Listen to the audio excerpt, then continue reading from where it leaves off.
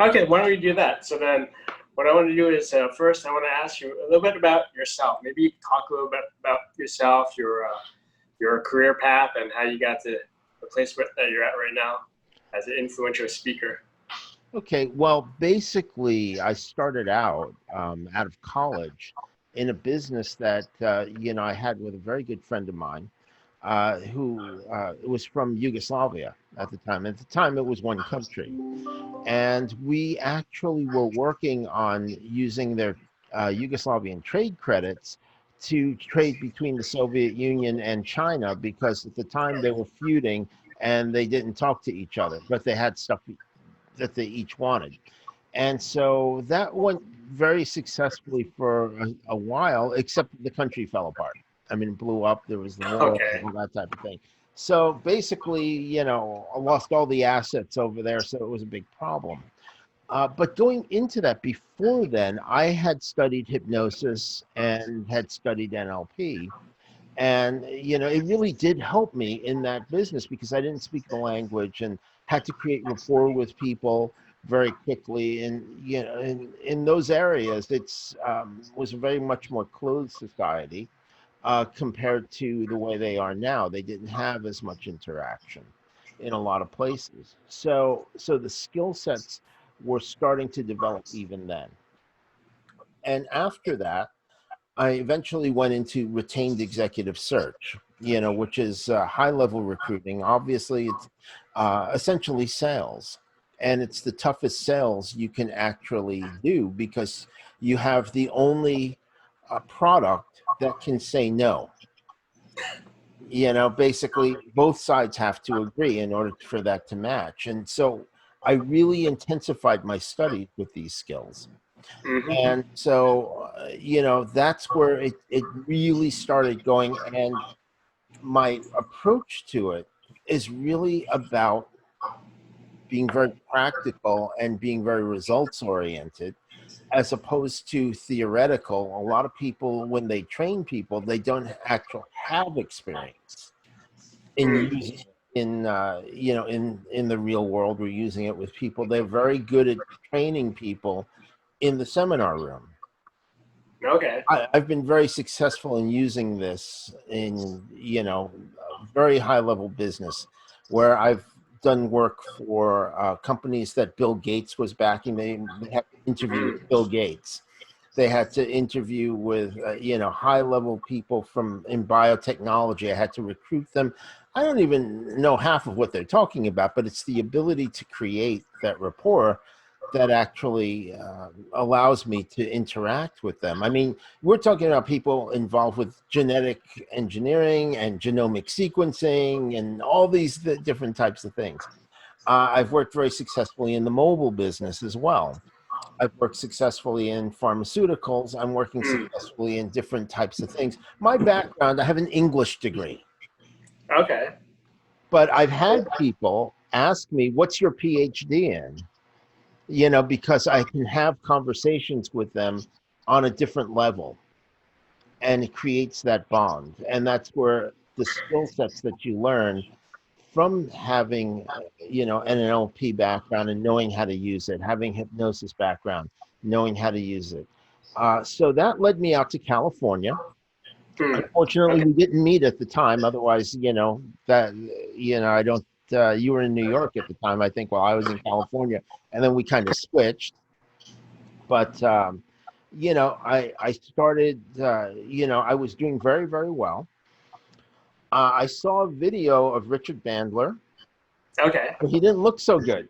Okay. At that time he was not feeling well. He wasn't in the best of shape, and said, "I thought I better go train with him now.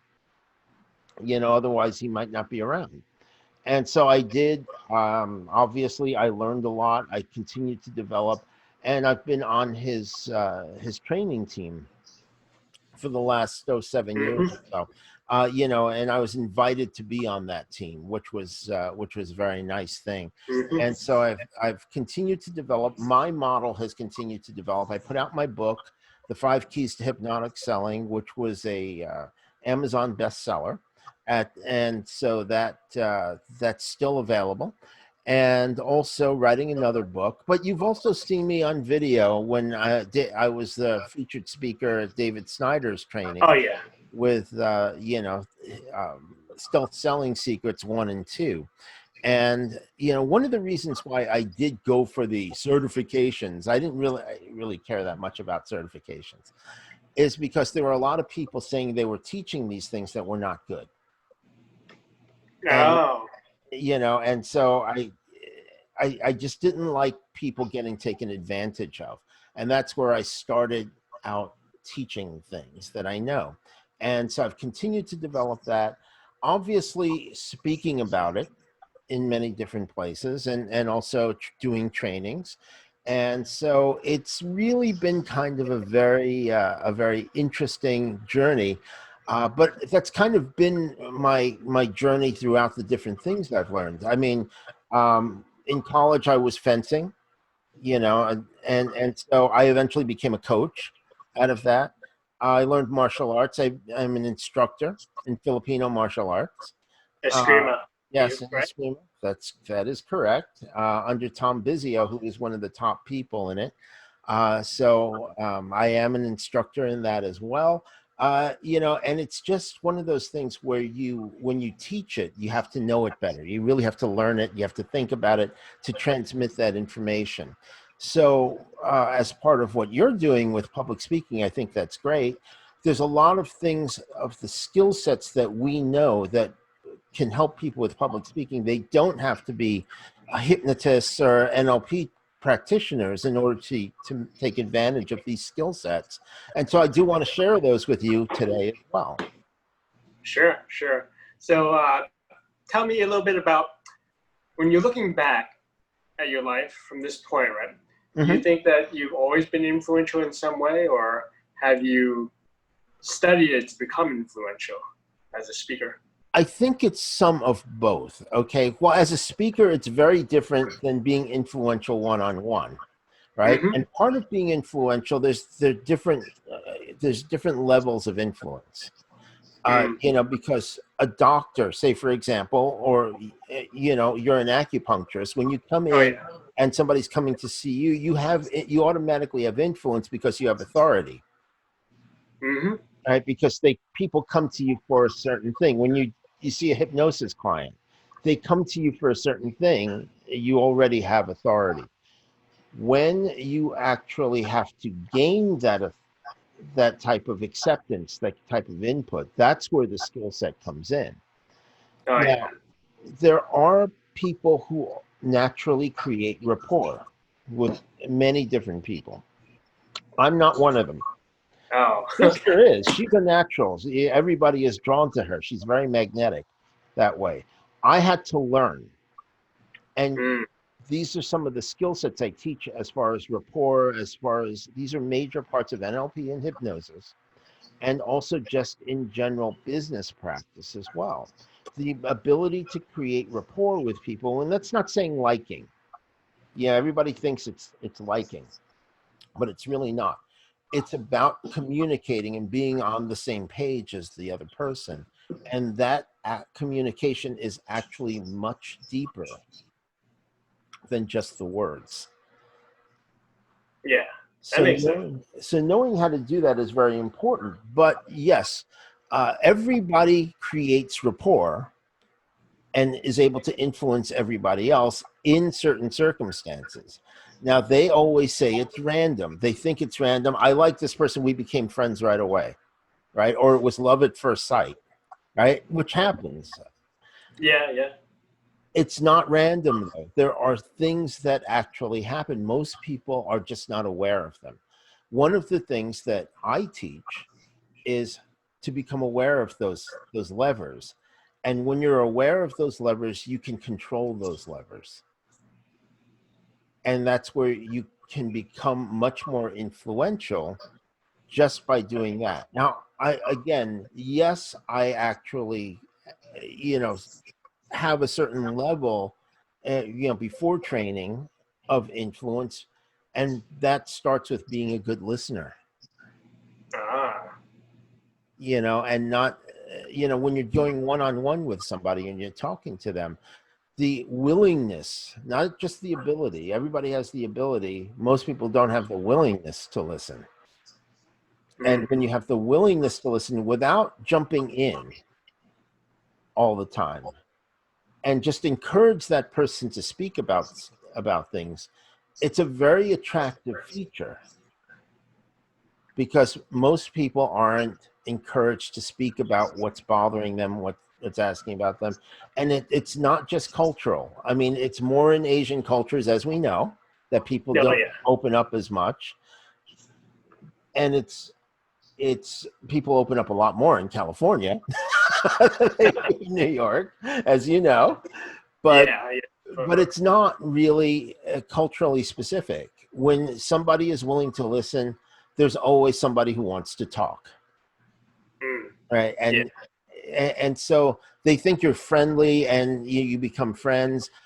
But a lot of that is actually just naturally rapport creation, and it's random in those cases.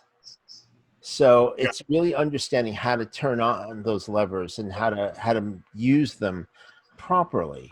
So that is the first step to influence. Realistically, I would suggest is getting people's attention. So if you want to influence people, you have to get their attention, because if they're not paying attention to you, you could be the smartest person in the world. You could have the best ideas. You could solve cancer. You could fix the climate. You could do everything. And if nobody's listening, it ends up not mattering. Yeah, that's true. That's true. So you have to get their attention. And as a speaker, it's really important to get their attention, in particular in your context.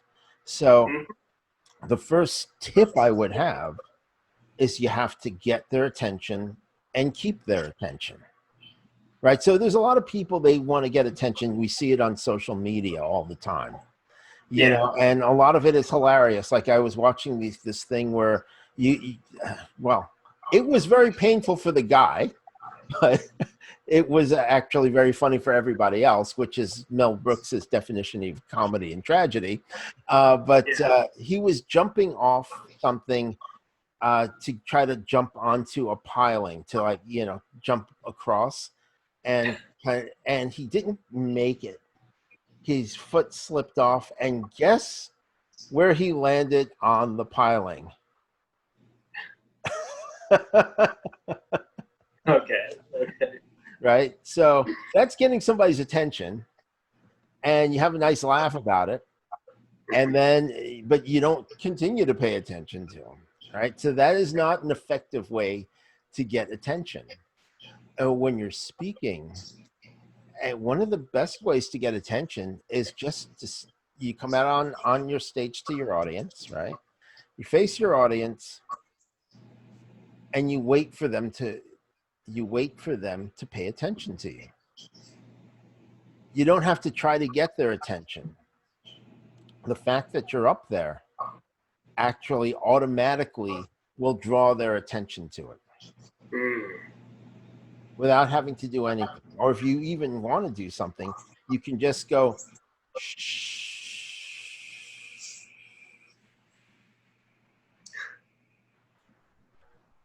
And I feel myself getting calmer and tuning into you. That's right. By you doing that. Right. And that is getting their attention. The next step is saying actually something interesting. Like, hello, my name is, and really being able to say it in a way that is pleasing to them. So second thing I would say is, if you're doing public speaking, you have to work on your voice. Because you get people who have very bad tonality doing public speaking. It's not that they don't have good information, but there's a reason why people who have good voices are on television reading the news. Okay, so you're saying that they've worked on it. They have worked on it. They go to school for these things. Okay. Right? So it's really important to start speaking more from the diaphragm and relaxing your throat over here. See, yours is a little tight right now. Oh, yeah. So that's why if you slow down, you'll allow yourself to be more resonant in how you speak and be able to Mhm. project your voice while you're doing it. So And that, relax well, first thing and is slow you have down. to relax this part of your throat, Got right? it. And so one Yeah. of the ways to do that is to pull back a little bit, pull back your chin a little bit, not too far, just a little bit, but then you'll notice the airway opens up. Oh yeah, I can feel it. It's a little bit different. Yeah, exactly, just like that. So that's the second thing.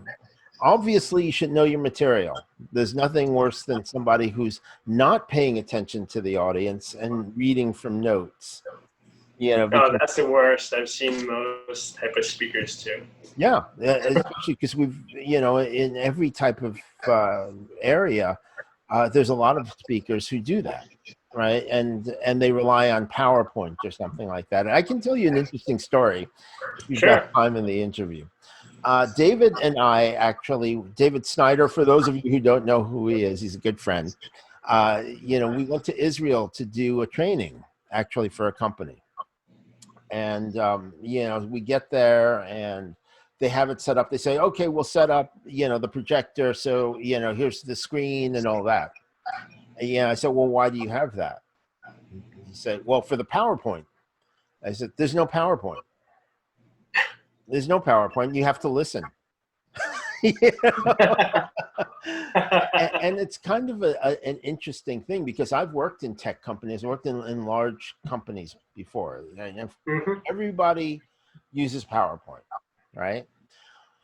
The problem is, as soon as you take out the power, you know, you have a meeting and you have the PowerPoint, somebody asks, is there a deck? Right? They ask, is there a deck? And it's like, can you send us the deck? Which is everybody's signal to pull out their phones and not pay attention to you. Interesting. Okay. Yeah, that makes sense. I can see them. I can almost picture them looking at their phone while listening to you, but they're not Yeah, really paying they're attention not to you. paying They're attention. reading. They're saying Exactly. to read it. Exactly. Because they think they're going to get it from the PowerPoint deck. So it's kind of, you know, I would suggest you use more of your words and just use, if you have to use PowerPoint, to illustrate your points. There's too many people, they put everything in the PowerPoint. And so people are used to, you know, just, oh, well, let me read it in the PowerPoint. And that's not where you get the nuances. But that's not the third thing. The third, that's just an illustration of it. You Yeah. asked for 3 tips when we spoke before. Yeah. The third tip I would say is to slow down. Now, it's an interesting thing. You've done public speaking before, right? Oh yeah. Okay. When you get on, especially when you're beginning, and a lot of people who are going to be reading your books are going to be beginning to do this, right? Oh yeah. One of the things that is that it's a phenomenon that happens. It's more for people who are new, but some people are, you know, they never get rid of it. Is there's an element of time distortion. Okay. You know, time passes differently when you're on the stage as opposed to when you're looking at the person on the stage. So a lot of people actually rush because they think they don't have time. They think Oh. they're taking a lot longer than they actually are to get this information out. And so you combine that with nervousness and a lot of the idea that, oh, I'm going to forget something if I don't get it out. They start speeding up faster and faster and faster and faster and faster. What happens is they lose the audience because the audience doesn't have time to process the information that they're hearing. Right? So if you're 3 steps ahead and they're still going back, it's like somebody giving you a string of numbers, and say, recite them back to me, but they say it really fast. It's not going to work properly. That's not what you want. You have to think of the effect that you want to have. Now, there are more things to being a very influential speaker, and being Of influential. course. And they're the same things that you would do in meetings. And I teach these things in NLP training, where and there's some very interesting exercises that are totally mind-blowing type of exercises, but it's about paying attention to the audience while keeping track of what you want to say. Now, that is a more advanced skill, and I would suggest it's not something for a beginner, but at the same time, that's eventually where you want to go, is create that rapport with the audience. There are ways to test for rapport, but for now, slow down and get their attention. And you keep their attention by having a great voice and with great rhythm in how you're presenting it. And I'm not talking about rapping it out or anything like that. But really, if you only go at one speed all the time, it becomes white noise. And then also slowing down and letting people absorb the information. Because we've all been in school with classes where the teacher just spoke too fast. Oh yeah. And you have to either ask them to go back, hey, I didn't catch that, which is very rare.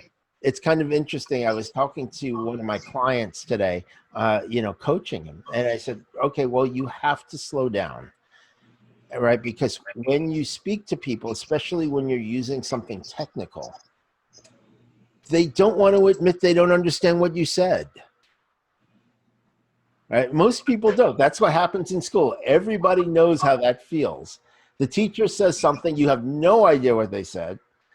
And it's embarrassing to be the only one. You think you're the only one in the class that doesn't understand what the teacher said, because you have all these people nodding. They're nodding because they didn't understand either, but they just don't want to say it. Yeah. That's why the person who says it that they don't understand is actually a hero, because he's going to get the explanation for everybody else. And in this case, with your audience, it's really, really important for you to take your time and make sure they understand where you're coming from. Because again, if you speak too fast, it's not that they're not processing it or they can't process it. You're just jumping way ahead of where they are. And you got to remember that if you have a point to make, whether you're making to people who are beginners at what you want to teach them, or if they're experts, it doesn't matter if they don't understand you. It's like speaking two different languages then. You may be right. They'll interpret what you say because they're doing that anyway. But if they interpret it the wrong way, then you're not having an effective communication. Oh, yeah. So what else would you like to know, Jack? Just curious, what kind of trainings can you provide people to help them to be better speakers in general, or people that want to get a little bit more influence skills? Right. Well, it's the same type of training you would use in any type of interaction, right? Create rapport, basically use your voice properly, use your body properly, but really understand the effect that you're having on other people. So I do trainings with sales, in particular, I do coaching sessions with people at high levels. I also do a lot of work with corporate as well. So I'm always working on my skill set as also. I've done trainings before. You train people to do these things, because the same skill set you're having in doing a presentation, right, or public speaking, is the same skill set you're going to have one-on-one with your clients. It's just a different number of people you're addressing. And there are ways to create rapport with groups. There are ways to create rapport with individuals or large audiences, and understanding how to do that is another, maybe a little bit broader skill set than what we're talking about for this particular book. Yeah. Yeah. But yes, I do provide all those trainings, and I provide a lot of one-on-one type of coaching as well and trainings. But a lot of it starts with the foundations, and those foundations are how you speak, your voice, the type of words you use, the effect your words have on, in NLP, they're called submodalities. You've studied that Okay. probably, but that's how Yeah. how you direct the person's senses to basically experience what you're saying and experience the world around them. How you know when to put new information in, that things they haven't considered, and these are all parts of the training to become much more influential, because a person will sometimes believe what you tell them. They will always believe what they conclude. However, people also don't know what they don't know. So that's where you put more things on their map of reality. And then when you are the one putting it in, you have more influence. That's very true. That's right. So, yeah, that's generally, there's a very much more structured approach. The 5 keys to hypnotic selling is a great place to start.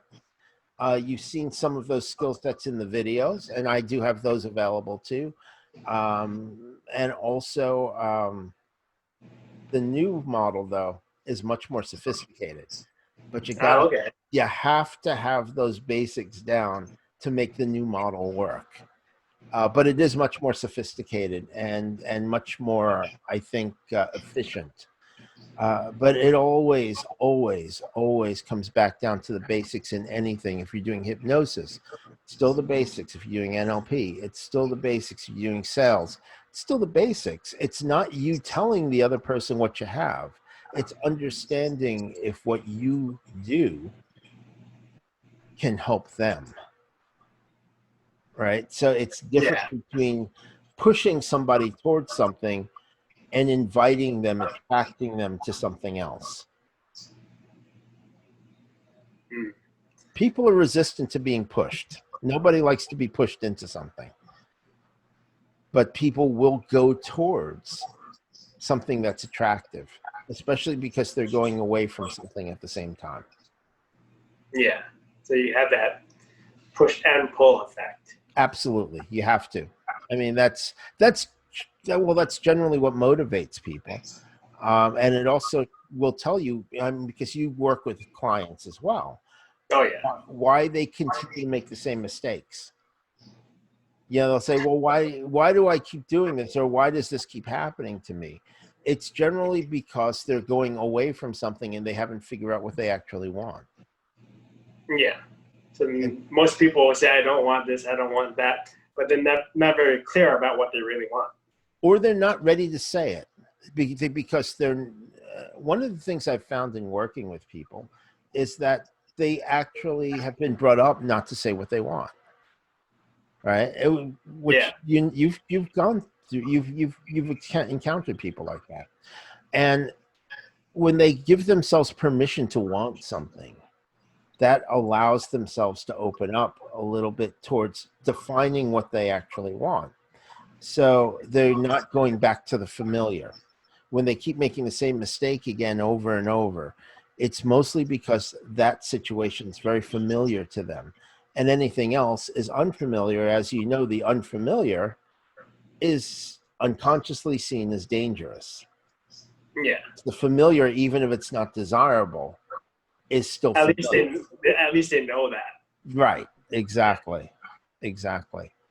So what else do you want to talk about? Well, I want to see if you have any last minute takeaways that people can get out of just going towards becoming an influential speaker. Well, to be an influential speaker, I think it's very important first to start speaking. Yeah, there's a lot of people Yeah. who want to be speakers, or they want to be an influential. They want to. It's not even influential. First, they have to start speaking. So there's a lot of people that, and public speaking is one of the biggest fears people have. There's ways to get over it. I can help people with that, and so can you. You know, Oh we yeah. know how to do that. But the main thing is to take the opportunity to speak, especially, you know, if because most people won't do it, right? So that's the first part. The second part is to, you know, you can contact me about training, or you about training, you know, because most people don't want to do something when they're not trained to do something, right? But they're very simple things that they can start with. Hmm. Even if it's finding somebody who they like, who's doing speaking, and just step back for a second and ask themselves, what do I like about that person? What do I like about the way this person does their speaking? Yeah. Just start breaking that down. Is that person doing? Now there are people, they, you know, they're seen as being great speakers because of their content. And I can guarantee you it's mostly not the content. It's all in the delivery, because there are people that you may not believe in or may not like, but you can say, well, Mm. that person actually has a great delivery. So it goes down to, what do you like about them? Is it their voice? Is it their rhythm? Is it their tone? Is it the way that they, you know, the way that they change, uh, you know, their speed of speaking when they're more excited, or when they want you to listen?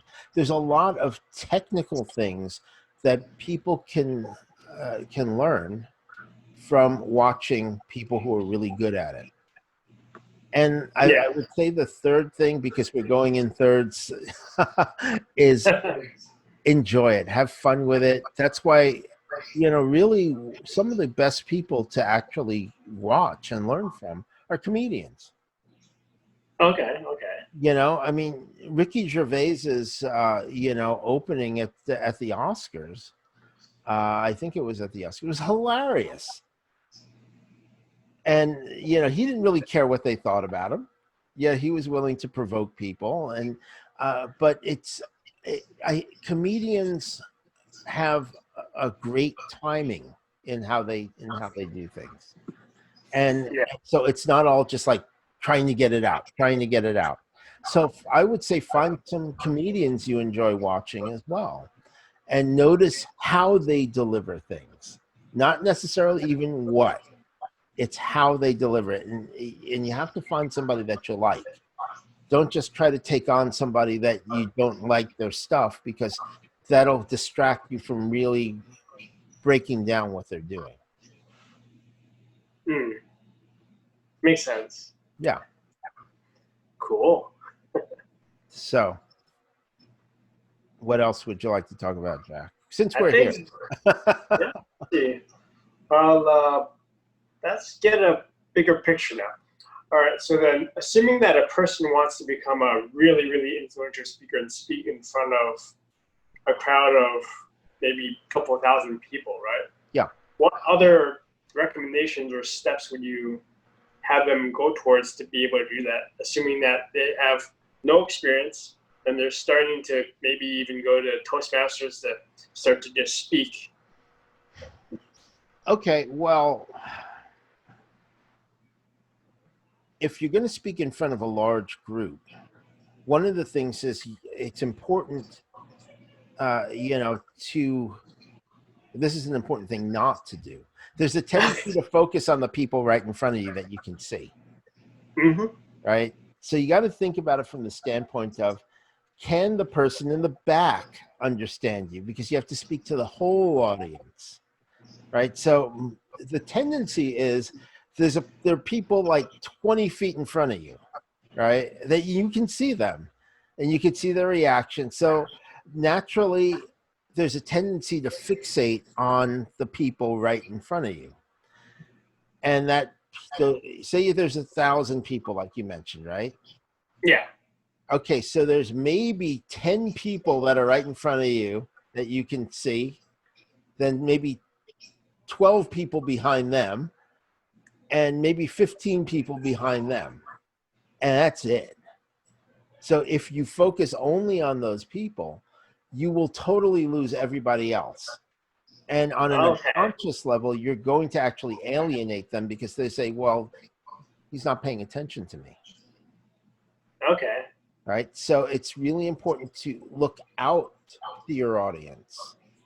Right. So if I'm here, right, and I'm speaking to you and you're in the front row, if I concentrate only on you, everybody behind you is going to feel alienated. As opposed to if I'm speaking to a bigger audience like this, I can still see you and pay attention to you while I'm paying attention to the rest of the audience. Right? So that is one big thing. The other thing you have to remember, speaking to a large audience, you have to have wider movements. Oh, okay. Interesting. Well, it's like this. Have you ever seen a Broadway play? I mean, you and I are both from New Yeah, York. yeah. Okay. Where did you sit? Probably somewhere in the middle. Right. If you sat in the front, like right in the front row, it's actually not a good seat. Because you'll see the makeup is ultra heavy, right? And their movements are really exaggerated. Okay. Right. So if a person's giving like, to be or not to be, right? It'll be like to be or not to be. It has to be big because the guy in the back is paying for a ticket. You still got to see it. Whereas, in a movie, that's the difference between like film acting and theater, right? Got it. So it's kind of interesting to watch. If you look at Godfather, like some of the Godfather movies, right? And you look at the difference between the way Al Pacino acted in the first and second Godfather movies, as Yep. opposed to the way he acted afterwards from Scent of a Woman on, right? Yeah. Essentially, he did a lot of theater in between. Oh, So is that what it very is? subtle. He's very, very subtle, in those first two Godfather movies, because his face on the close-ups is 30 feet high, right? So if you have to be very subtle in how you act because you're blown up that much already. Got it. But when you do that and you're 30 feet high, then you look ridiculous. Yep. Right. True. So when you're, if you exaggerate when you're on the screen, it's crazy. That being said, if you're doing speaking in front of a large group, they have to notice you in the back. Remember, it's about getting somebody's attention and keeping their attention. You won't. Now, some people like Tony Robbins has an advantage because he's like 8 feet tall. I mean, yeah, when he lifts his arms up and stuff, the whole audience can see it. But he knows that too, and he takes advantage of it because his movements are not small because he's got a big crowd. He doesn't do it one-on-one. I mean, first, because he'd look ridiculous. Second, well, he probably end up hitting you then, because if you're going one-on-one, you're not that far away from him. But it really is like that. Very much so. You have to get their attention, so you have to exaggerate your movements in order for people in the audience, especially people who are in the back, to be able to see you and pay attention to you. Cool. And it's just very common. I mean, earlier on, I was in band. We played in a lot of the clubs in New York and all that. And, we've played in front of several thousand people at times. There's a reason why your movements, besides the fact, you get into the music and stuff like that, there's a reason why you have to make your movements a little bit bigger when you're on stage than when you're one-on-one. So if I'm doing this one-on-one, like I'm doing with you, the people from, 50 feet away, they won't see it at all. Yeah, that's true. Very true. So that would be the main tip. If you've got a big crowd, you have to open yourself up to being, to so they could see you. Now, that's another part of what I would train somebody to be, is to really drop that self-consciousness. So there's a lot of people that are very self-conscious about that. And, to train somebody to speak very influentially, self-consciousness cannot come into it, because it's about what you're delivering to the audience. Got it. Cool. Yeah. So there's a fair amount of stuff, but it's fun, it's transformative, and it's very effective when you can take that into one-on-one or small meeting situations as well. Very cool. And it goes across everything. It goes across trainings. It goes across corporate meetings, corporate presentations. It's the same skill set. It's just what you're presenting to people. And as we said, how you use your voice and everything, so you don't sound like you're unsure. Also, would you recommend someone maybe get a person that trains in voice? You could, or, one of the things I would recommend is you buy an oscilloscope app for your phone. You can get free ones sometimes, and that would very much help, because then you can see the effect that your voice is having.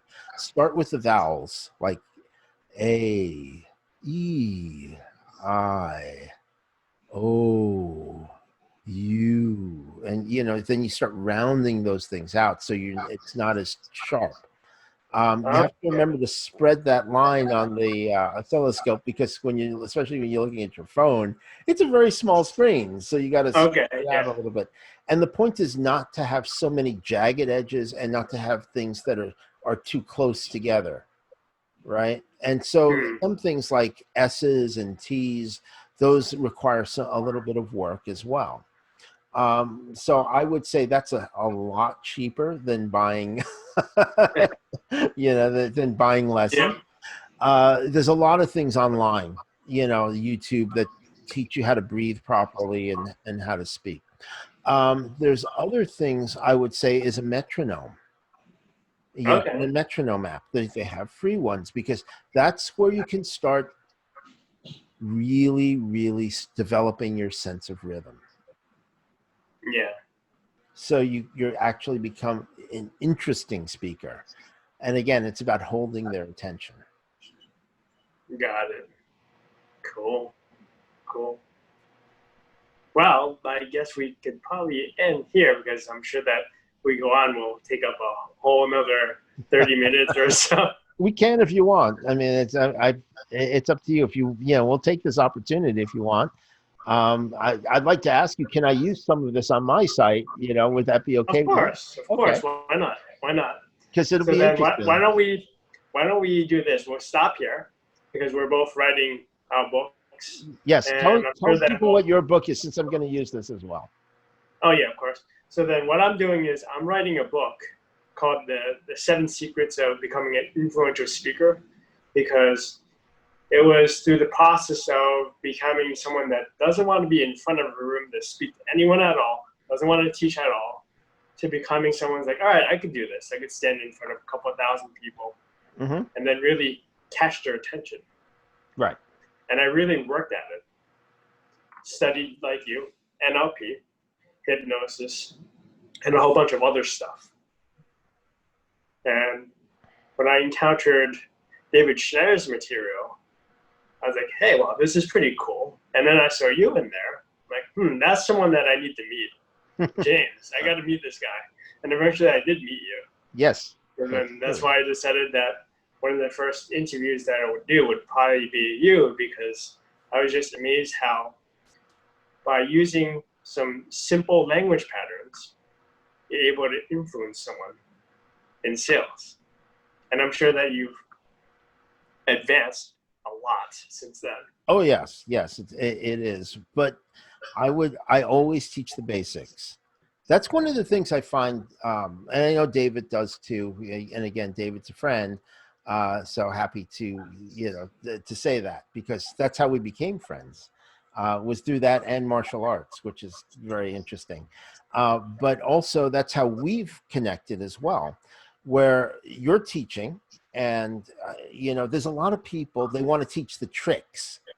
Right. So you Yeah. got a lot of people, the magic, this is the magic, and they teach the tricks. And those things don't work unless you have the basics, right? Oh, yeah. Like a martial art, it doesn't work unless you have the basics. Driving, right? You could teach people, oh, this is how you pass. This is how you do drifting. But if they don't know how to like start the car, they don't know how to steer. They don't know how to like look at the mirrors to make sure there's nobody else there, when they're trying to change a lane. And there's a lot of people that don't know how to change lanes for some reason. They must not teach it anymore. It's very annoying. At the same time, they don't know the basics. So it doesn't matter if you know how to drift the car. You can't get into that position to make it work. And it's the same thing with teaching the basics, because once you're really good at the basics, then all of the fancy stuff works incredibly well. Without it, it's very hit and miss, and you end up looking really bad sometimes. The basics are where the power is. The other stuff is the add-ons that make it much more elegant and make it much more efficient. But if somebody just has the basics, they can do really, really well. Oh, yeah.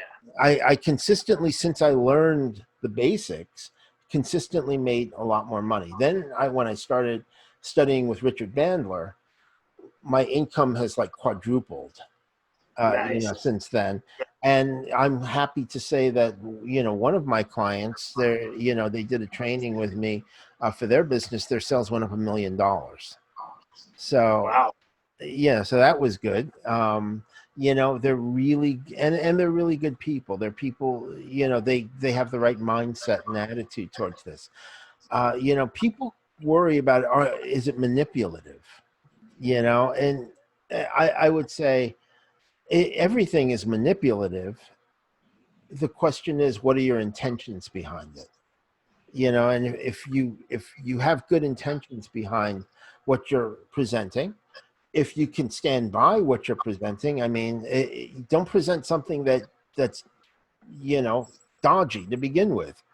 Then you don't have to worry about that. If you really believe in it, you actually will be a lot farther ahead. Like you're an acupuncturist, a very successful one. You have to believe in it. If you didn't believe in it and you were just doing it for the money, it wouldn't be worth your time to learn it. There's too much to learn. And B, it's like you can do other stuff, make more money, doing something you actually like. The hypnosis, the NLP, all that stuff adds into it. And it's just how you apply it. But always learn the basics. And that's one of the things I applaud about you, is that now you're teaching, because when you teach, you have to think about it and really know it better in order to pass that information on. And that makes you better at what you do also. Mm-hmm. Cool. Yeah. Well, definitely thank you for your time. And we'll probably schedule another interview sometime on some deeper aspects of influence, or even just speaking in general. Sure. Absolutely. Well, there are ways to influence without speaking too. Maybe that's another topic that we could interview you about. We could. I mean, it's a bit more advanced, but it all goes into it, because a lot of the way we communicate has nothing to do with speaking. And as you know, and especially on again, when you're doing speaking on stage, a lot of people think it's in the words. It's actually not, It's not. because they're all interpreting what you're saying. You're saying something, and they're matching it up against the dialogue in their head. Yeah. That's why, there's a lot of people make mistakes when they're speaking, and if you just go on, nobody notices. That's true. That's true. So Cool. it's one of those things. It's very interesting. So yeah, excellent.